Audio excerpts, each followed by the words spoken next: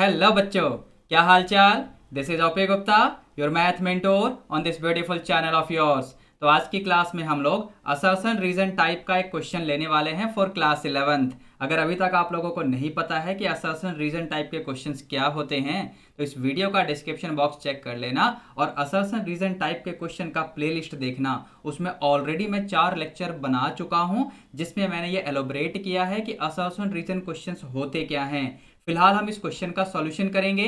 जैसा कि यहाँ पर आप देख पा रहे हैं, इस क्वेश्चन में असर्शन का मतलब क्या है बच्चों।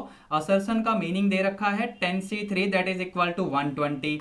तो चलते हैं जरा 10c3 को सिंप्लीफाई कर लेते हैं। 10c3 का मतलब ये हुआ 10 फैक्टोरियल ओवर 3 फैक्टोरियल, फिर 10 माइनस 3 यानी 7 फैक्टोरियल।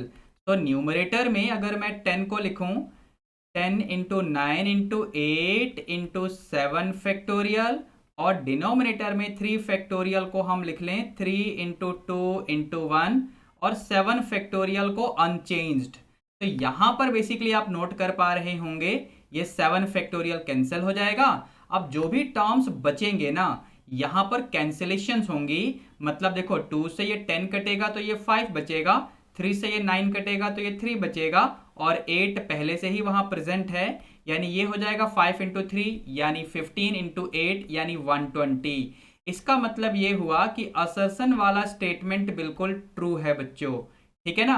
अच्छा, रीजन वाले स्टेटमेंट के बारे में क्या विचार है।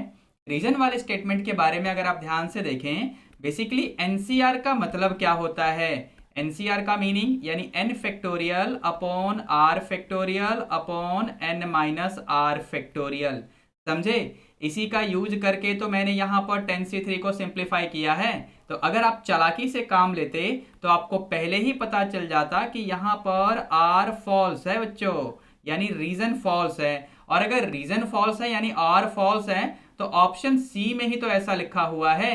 यानी यहां पर असर्शन को सिंप्लीफाई किए बिना आप ये कंक्लूड कर पाते कि इस क्वेश्चन का कौन सा ऑप्शन सही है। तो फिलहाल ऑप्शन सी यहां पर करेक्ट हो जाएगा इस क्वेश्चन का बच्चों।